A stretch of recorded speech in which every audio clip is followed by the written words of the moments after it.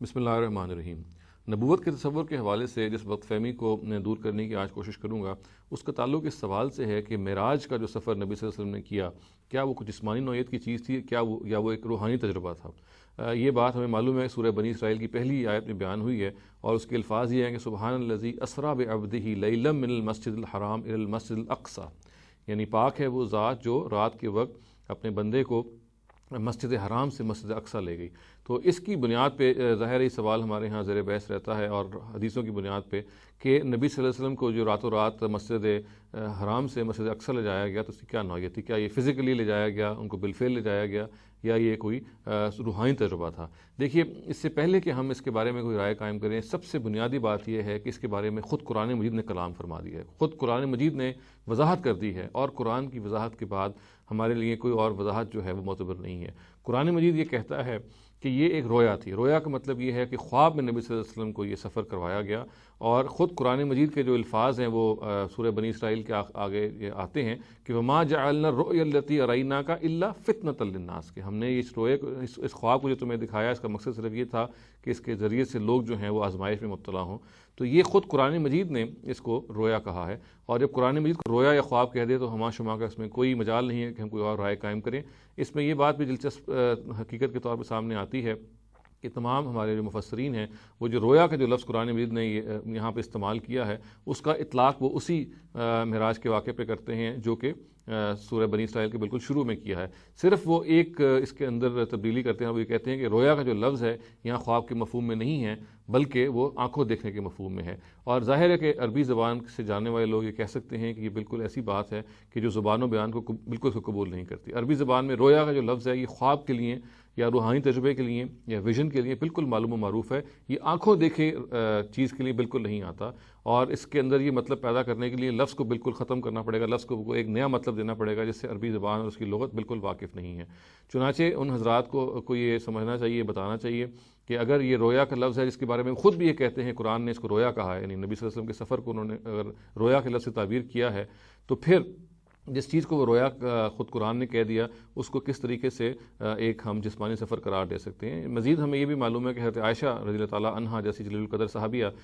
جو ہمیں معلوم ہے کہ قرآن مجید کی بہت بڑی عالمہ ہیں، ان کی بھی یہی رائے ہے کہ یہ ایک بنیادی طور پہ روحانی تجربہ ہے جو نبی صلی اللہ علیہ وسلم نے کیا۔ اس کے علاوہ اور صحابہ کرام کی بھی ہمیں یہ رائے نظر آتی ہے۔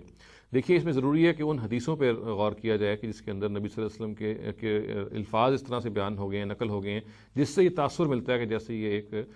جسمانی تجربہ تھا نہ کہ روحانی۔ اس میں یہ بات بھی واضح رہنی چاہیے کہ اللہ تعالیٰ کی قدرت سے کوئی بعید نہیں ہے کہ وہ یہ کام کر سکتا ہے۔ اس میں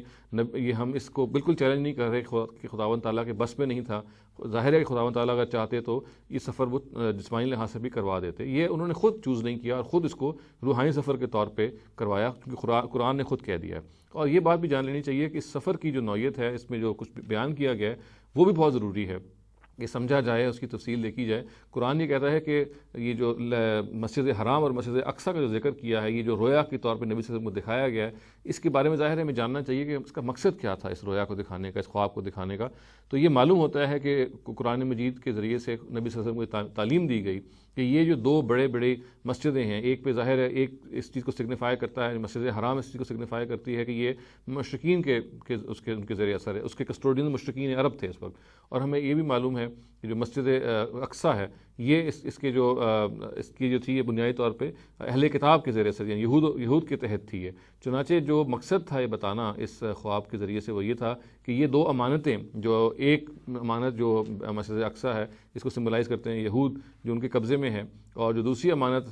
خانہ کعبہ ہے جس کی کسٹوڈینز ہیں مشرکین، یہ دونوں کی دونوں امانتیں ان لوگوں سے چھین لی جائیں گی، اس لیے کہ یہ خائن ثابت ہوئے ہیں نبی صلی اللہ علیہ وسلم اپنے عمل میں، اور یہ امانتیں نبی صلی اللہ علیہ وسلم کو سپورٹ کر دی جائیں گی۔ اور چنانچہ اس طریقے سے یہ جو بیان ہے یہ قرآن مجید کا پھر آزمائش بھی بن جائے گا۔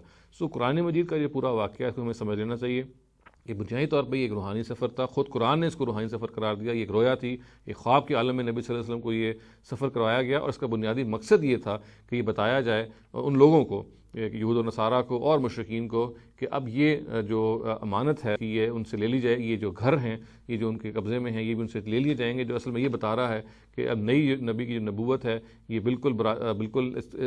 سرزمین عرب میں متمکن ہوگی، اور اس